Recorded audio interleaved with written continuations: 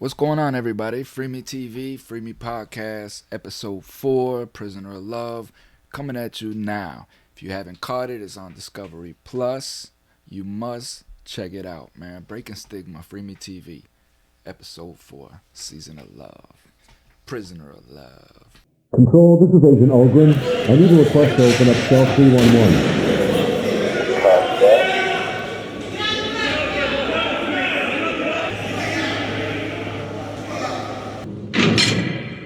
FreeMe Podcast.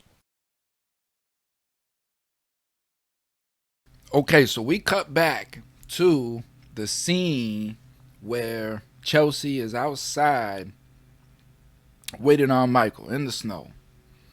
And lo and behold, you see Michael coming out the gate, slow walking with a few little, and run up to Chelsea and gave her a big old hug. And it was a nice little interaction. Michael obviously needed a ride home and he couldn't get somebody else to come pick him up. Or however, I don't know. I'm still a little confused. I don't trust Michael. I really honestly don't. But he showed up. And as I said earlier, you always have to give everybody the benefit of the doubt. So he's proven his worth. He showed up at the gate. But we'll see where it's going. All I'm telling you is I'm not buying it. So now we got Alundra, right? We got Alundra that's going and meeting up with her friend Ty. And all I got to say is, man, where the hell are all these women at? I mean, Discovery, where you finding these women at for real, man? Because where the hell are the women at that just want to talk things through and understand things and come to solutions and stuff? I mean, where in the hell are y'all at? So Alundra's breaking down Bryce's life to her friend Ty. And again, she's making, I mean, you could tell that Alundra came from a well-balanced and well-structured family. There was probably some issues going on within her family, but you could tell that they handled those issues appropriately because Alundra has a good head on her shoulders, and she knows the recipe to success, when it comes to life. And she's trying to get Bryce to understand that, and show Bryce. And this is what she's explaining to her friend Ty. But at the same time, we always have to remember that Bryce has a lineage as well, and that lineage is passed down. Again, this is why I come down on the father, about the father saying, you need to go do your time and be a man and all this stuff here. Well, that's your son going to prison. What ownership and culpability do you have with your life about your son going to prison? That's why I don't buy that stuff about you telling your son, you go away and I can't do it. I can't go there and support you, but you be a man and go do you. That's bull crap. And the thing of it is that this is the lineage that Bryce came from, that way of thinking. So this is all he's known. That way of thinking is all he's known. Bryce has known since he was a child. So Alundra has to understand that as well. And she has to understand that you just don't change that thought process overnight. That takes a long time. Bryce was, I think, in his middle 20s. So you got to think that he's been making those type of decisions, for at least since he was 5 or 6 years old. We heard in the beginning that he was selling pills, at 8 years old. So, and whose fault is that? That's not Bryce's fault. Where was the father when he was selling pills at 8 years old? You know what I mean? And not once have I heard his family, his mom or his father, come out and take culpability for that and ownership for that. And that is what has to occur. If us America is gonna break this continuous chain that we're doing, we have to understand our culpability as parents. The dynamic that Bryce and Alundra is under, one, Alundra has to understand that this is going to take time. It's going to take a lot of effort to show Bryce the errors of his ways and the errors in his thinking and the errors in his family's thinking and why, the whole lineage just ends up the way that it does. It's the same with my family. It's the same with me.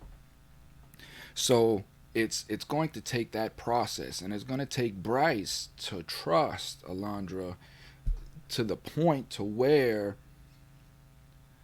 he can see the error of his family's ways and the error of how he was raised and brought up to think in a survival type mode.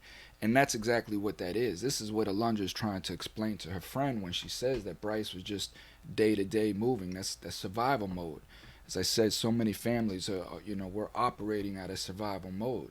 When you're in survival mode, there is no planning, there is no goals, there is none of that. It's just what you can get in that moment to carry us on to the next day to survive. In the end, the advice that Ty is trying to give to Alundra about you come first, and at the end of the day, you have to realize that you come first. That message, that advice that I took from that is how I like to explain as my bubble. We have our bubble. This is our bubble, and that bubble is me and my queen and our offspring, our children, and that's it. That is our bubble. There's nobody outside or inside. There's nobody inside of that bubble but me and my queen and our offspring, because that's what we're building, right? Is everything inside of that bubble. And then you have a bubble that sits inside of a bubble, right? And inside of that bubble is the outer bubble is, your immediate family and people that you are emotionally attached to, because you have to protect them as well, because you are emotionally attached to these people. So you always reserve some sort of protection and shield for these people as well, but they're not in the nucleus. They are not inside of your bubble when it comes down to it. And I think that is what Alundra is trying to express to Bryce. Your family is your family and you do what you can, but at the end of the day, this is where your home and your heart is supposed to be, because this is the future. This is us. Your family goes and lives their life and makes the decisions that they make. But at the end of the day, where your queen rests her head is where your concern should be at. We cut back to Michael and Chelsea's romance, and again, it's proven so far to be a real thing. I'm still trying to read the chemistry that Mike is putting out. He's still a little standoffish, but again, that may be because he's in his warped mind some kind of way. He's trying to stick to this this whole celibate thing. So they go inside the restaurant. You could tell that Mike really don't have too much societal etiquette. He sits down at the table at dinner. This is his first dinner home. He has a toboggan on his head still, as he sits down to eat. So Mike, with no table etiquette, sits down on the toboggan on his head to let the meat marinate in his mouth. The dinner continues. They talk, have little just social small chit chat or whatnot. You could tell that Chelsea is drooling over this dude, frothing at the mouth, and ready to break this man's celibacy within the first 24 hours. Prison penis. The dinner, it went well. It looked like it went well, and they sealed the dinner with a kiss. So, I really don't know. We're gonna find out what the hell is really going on, but I don't trust Michael. Okay. Now we break to a serious conversation between Bray and his dad. And this is an important conversation. It's a serious conversation because you're dealing with serious criminals now. And Arlette shot somebody twice. Now, there's many, many, many reasons that could have happened. And that's definitely a serious conversation to have, as to find out where her thought process was through all of that. But there were so many red flags up to that point about her wanting to do drugs, acid, look up at the stars, and all of this stuff. You're talking about a 22-year-old girl that's already incarcerated. You know what I mean? And incarcerated for some serious things. And the fact that there's no reflection there, and she hasn't been talking about that reflection, is a serious red flag that you're dealing with somebody that could potentially get out and do the same thing again. How is this uncovered halfway through a relationship? That should have been something that was revealed as soon as I'm scrolling down through the thing and I see this pretty ass girl and I start getting attached to her. I'm supposed to be let known there. Listen, man, this girl is a wild one. She shot 2 people. At this point, Bray is just trying to make up reasons for Arlette to be a good person. I think essentially so it doesn't look like he is the fool. Again, I'm seeing that these characters are falling back because they don't want to they don't want to look like the fool. But there was no thought process going into it that would prevent them from looking like a fool. They just went into these things blindly with no direction, no education, no knowledge. And now people are worried about looking like a fool. Right. What do you mean you want to stick up for Arlette, right? And tell your father that she's not that kind of person. Your last phone call, she was talking about doing acid. Again, here's another example where the dad is giving great advice. He's really giving good advice to his son. But again, that advice is based on no knowledge. It's just based on emotions, worry, fear, things of that nature. He tells it, he starts painting a picture in his son's mind about, well, what if Arlette gets angry? What's going to happen then? We don't even know if Arlette shot the person out of anger. It could have been out of self-defense. They could have been doing drugs together, and the person could have been trying to manipulate her or rape her or rob her or any one of those things, because she's a very attractive young lady. And I can rest assured, if she is in that type of lifestyle where drugs are going around and being passed around, she probably has a lot of abuse in her life. We always have to understand the complexity of each crime and how it happened and where the person's thought process was at during that crime as it was being committed. You have to understand that, and if you have true intentions for Arlette, you have to have those inner workings. But that person has to be honest with themselves, and Arlette is far from that. She's far from being honest with herself. So I agree with the dad that it's time to cut ties with Arlette. Bray should have been out of there when she was talking about drugs. But we have to understand that this is a human being as well. Prisoners are human beings, and we're not just pretty people to hook up with and test things out with and see how things go. We're human beings as well. And not only are we human beings, but we're damaged human beings. I think this kind of goes into what some of Devin's mom was trying to say to Isa. And that was her way of protecting her son, is letting people know, like, listen, these people are damaged. And we don't need to keep damaging them by having them get attached to people who's going to abandon them and leave them because they're finding out things that they can't handle, because that's going to cause more damage to that individual, and it's going to make it even harder for him or her to trust anybody. So all of these have to be thought about before we even get into a prison relationship. Back to Chelsea and Michael. Chelsea lined up a pretty nice place for them to go stay in.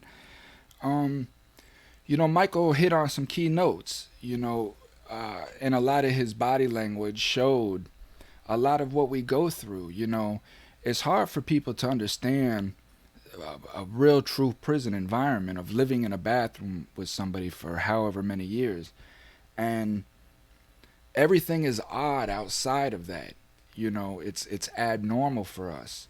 So once you reach a stage of incarceration to where you become institutionalized, you only know what that institution provides. Everything outside of that is abnormal. So to walk into a place with a big fireplace, big spacious rooms, is very overwhelming. It's very overwhelming, and we feel odd in that environment. We don't know whether how to sit or where to sit or just things of that nature, that only somebody that understands what that person is going through would be able to see those little subtle tweaks. They go through talking about changing clothes, trying on clothes, all of this. And I mean, I could be wrong. Michael seems like I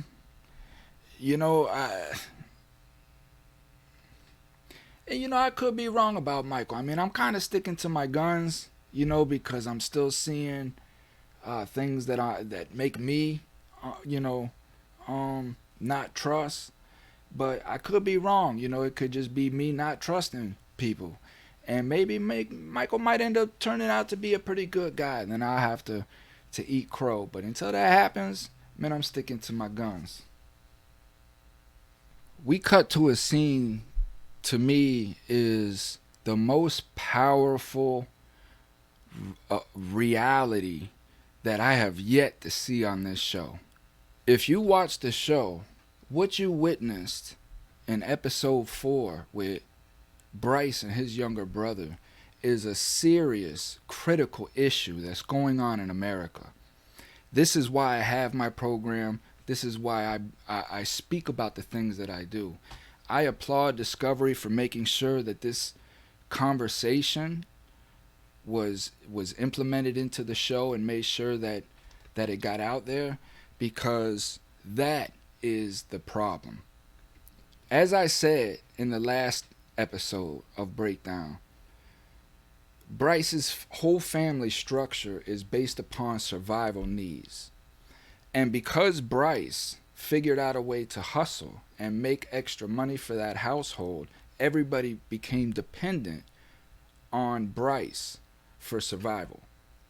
So now when Bryce goes away, everything falls apart, right? Because the mother was obviously dependent on Bryce for survival, right? And the brother was obviously dependent on Bryce for survival. And that's all I know now. But where you see one, there's 50, right?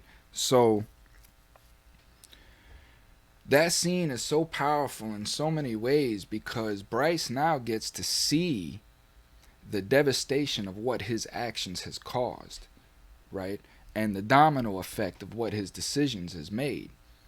What you hear the brother saying, right, about him being slapped by a stepfather and put in a position to where he had to deal with all of this trauma by himself, right? And that's no way to deal with trauma, because we don't know what we don't know. We have to figure it out as we go along and make choices and decisions based upon the limited experience and knowledge that we have. And the reason why the brother was put in that position is because, again, the mother's in survival mode and she's trying to fend for herself, because in her mind, she's obviously got it that she needs a man in her life to help support her, especially now that Bryce is gone. So she's putting her family in a dire situation because of her thought process. But at the same time, she's telling herself that this is what she has to do that's best for her family. All of these decisions and choices that were made is the catalyst for why we are the way that we are in America. Because what you witnessed with Bryce's family, and I appreciate the fact that this family came on and shared their experience the way that they did, because this is what we have to learn from. Bryce's family, my family, me, and so many others, these are the examples that we are sacrificing our privacy for people to understand where these mistakes are being made, and we can fix our communities and stop all of this crime. Yes, Chelsea finally got laid with her prison dream.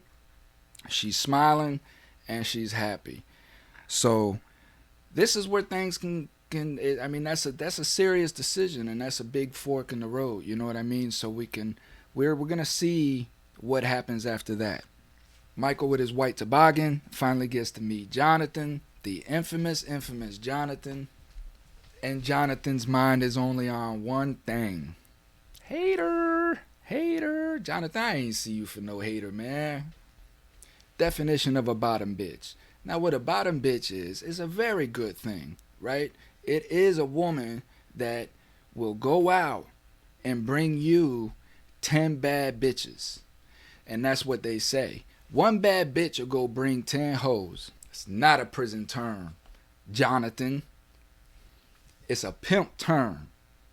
And if you run around the wrong corner, you gonna find out. You might be somebody's bottom bitch. Pluviophile. Pluviophile? Pluviophile. Pluviophile. not to be easily confused with pedophile.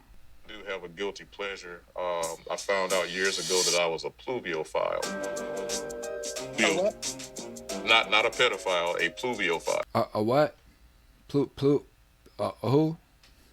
So now we're in the scene where Dexter meets Yolanda for the first time face to face via Zoom or via video chat, and again, I think that this relationship has the potential to be a winner because it seems that they're both being a little guarded, right? But there is the potential in both of them to want to kind of dive in. You could both sense, you could sense that both of them, are really feeling each other. But I think that it's out of desperation from both of them to want this to be a good thing. I haven't seen any signs of this relationship that I would say are red flags. Dexter had brought up the question about what is it that you want to do or things of that nature. He made a critical mistake there because if his worry is about his wallet, you shouldn't be bringing up things that involve your wallet. Again, because you know that these people are coming home and they really don't have much. So anything that you suggest, you're going to have to pay for. So if you're bringing up suggestions of what things people would want to do, Yolanda was just being honest when she says she wants to go to a live NBA game and she wants to do these things. There again, because the suggestion was brought to her, she felt like it was okay for her to be open and be expressive.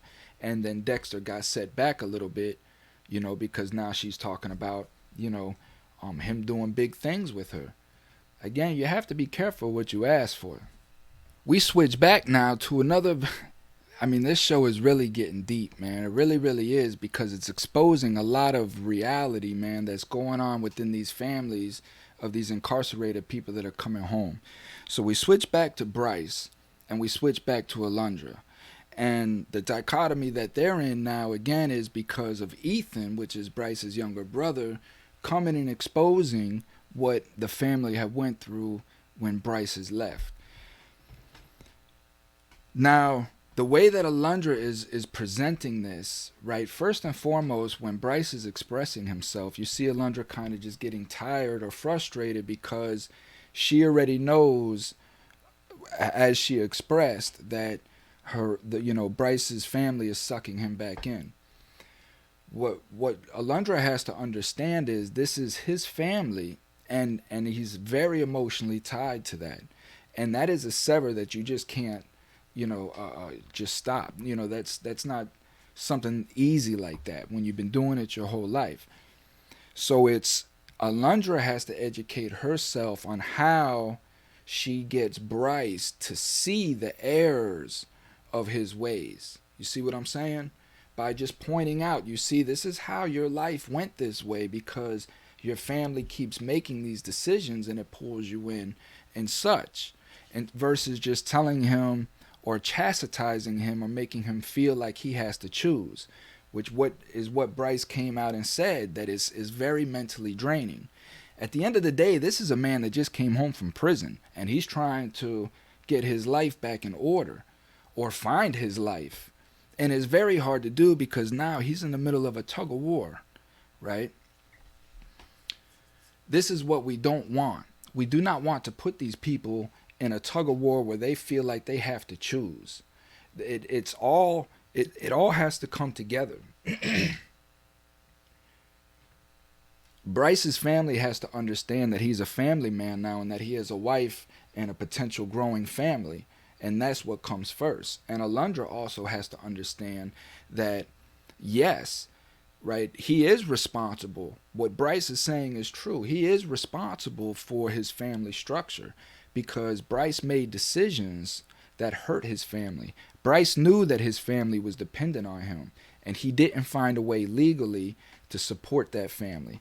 So it is Bryce's responsibility at this point to help his family as much as he can by showing how a leadership is. So Alundra is right what she's saying, but she's taking the wrong approach. Bryce is right in what he's saying, but he's taking the wrong approach. And this is where the toxicity is occurring at.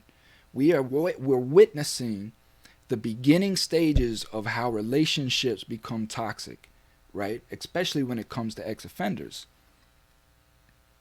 So what Bryce again has to understand is he does have a responsibility, and he has a responsibility to his younger brother Ethan, because if he cares about his brother and he wants his brother to be productive, right, he has to show that, because his brother has delegated him, like most families, as his role model. So Bryce has to understand that and show his younger brother how to be productive and how to be a man of your family. That is where Bryce can save his family at, is by showing them how to be a family, how to listen to your woman, and how to build that strong familial structure where you don't send your kids to prison and let them do their time by themselves. We see Dexter confirm with his friend Charmaine. We met Charmaine in the beginning when he first introduced the fact that he was going and getting matched up. And as I said, like most black women, she was skeptical.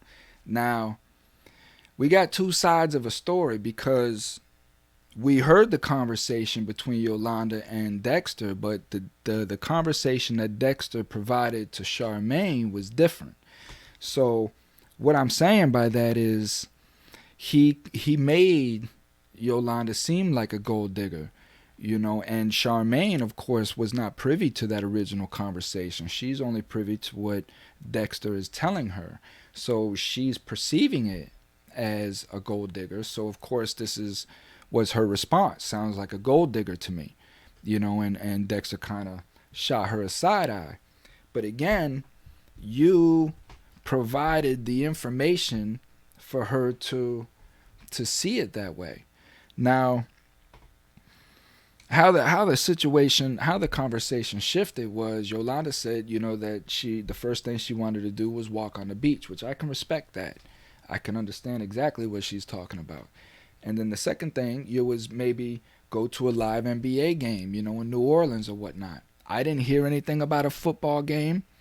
But again, maybe that's something that wasn't disclosed.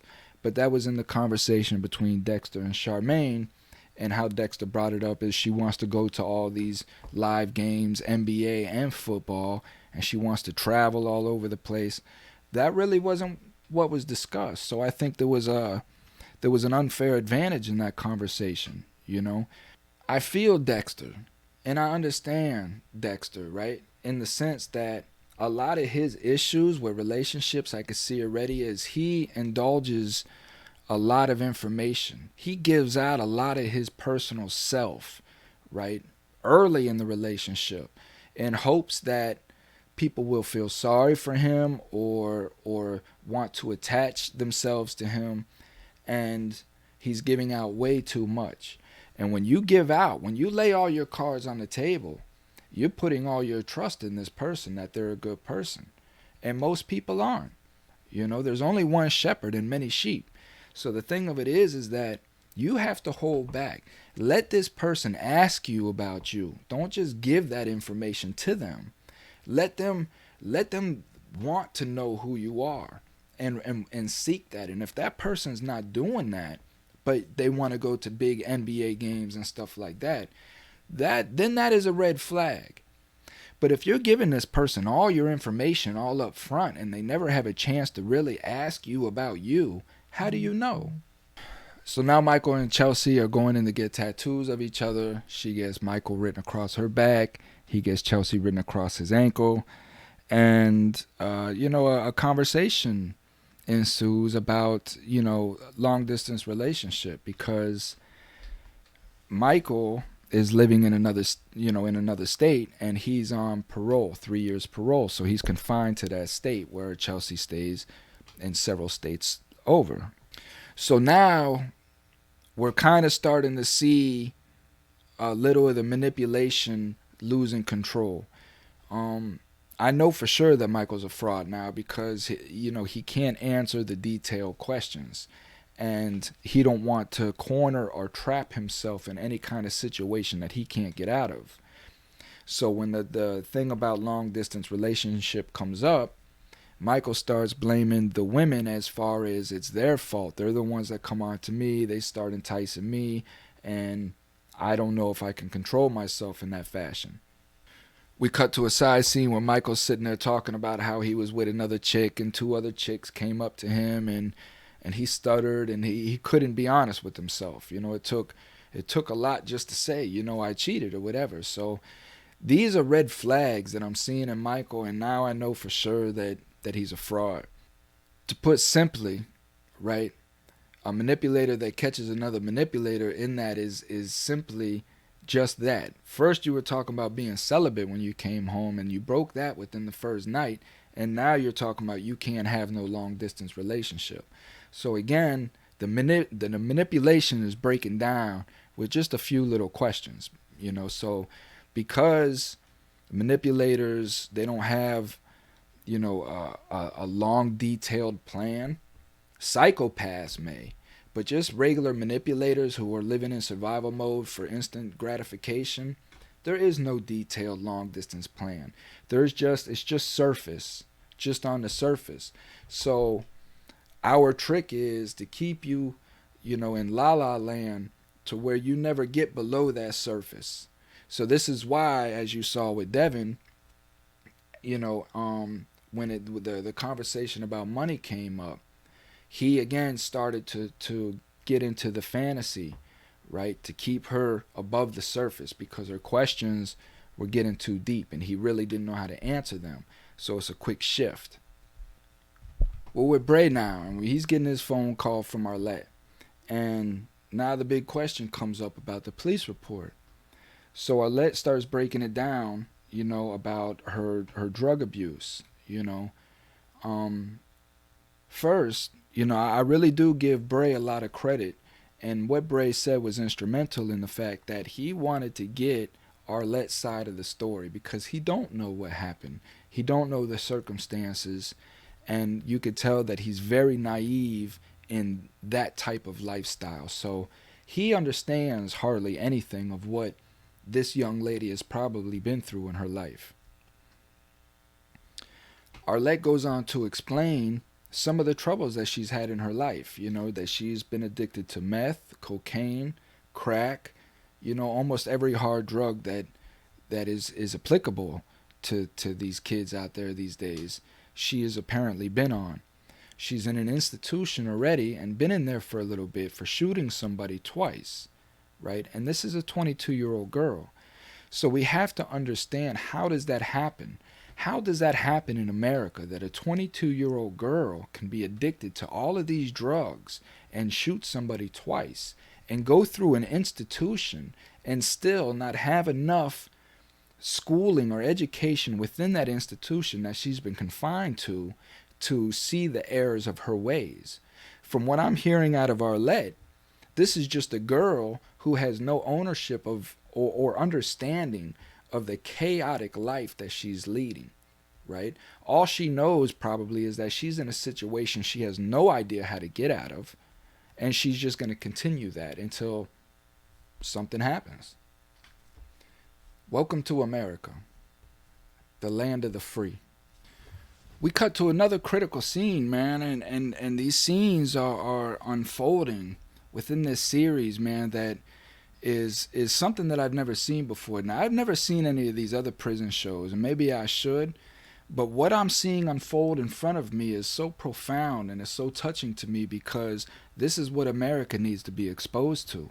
And I'm so glad that I'm witnessing this here and that I'm here to bring this to you so that America hopefully can see my shows and understand exactly what we go through, right? The scene between Arlette and Bray's phone call is very important, again, because Arlette is unfolding, the crime that took place. And again, as me being in that lifestyle, I can completely understand what she's saying. And again, her mindset. Bray had a choice to make. And Bray made the correct choice in getting out of there. And I really appreciate how he went about it. But again, you could hear the pain and letdown in Arlette's voice, because this is something that she hears all the time. And what hope is she going to have? You know what I mean? What hope is this young lady going to have coming out of this institution with those type of crimes, knowing that as soon as she starts getting emotions, right, for somebody, and they find out that they abandon her? These were all issues that were supposed to be put up front. Arlette's fault in that, again, is just not expressing it from the beginning. Listen, this is my crime. This is what I've done. You know, I'm trying to change. I need help changing. You know, such. But it's really a critical thing, because again, let's not lose sight of the fact that this is a 22-year-old girl. You know, now me as a kid, I've never seen girls shooting at people or doing the things that these girls are doing today. It was unheard of when I was a kid. You know, where are we going as a country? Where are we going? So this is the ending scene now. So we get to the end of this crap with Michael, right? And Chelsea's romance. Now, again, all the manipulation of the game is starting to come out. He's tripping over himself and saying things that he said differently before. You know, now he don't want to be that guy. Now I don't want to be that guy, that cheater guy. I don't want to cheat on my girl, says the guy that cheated on his girl. So again, all of the red flags are there, but I think that Chelsea's so caught up in the prison peanuts that she's just not seeing these red flags, you know, but they're there. So that's it, man. Pop, pop, pop, pop, pop, pop. That's it. 4 down. Next is 5. Stay tuned, man. Discovery Plus, Prisoner of Love. Breakdown, FreeMe TV, right here. Peace.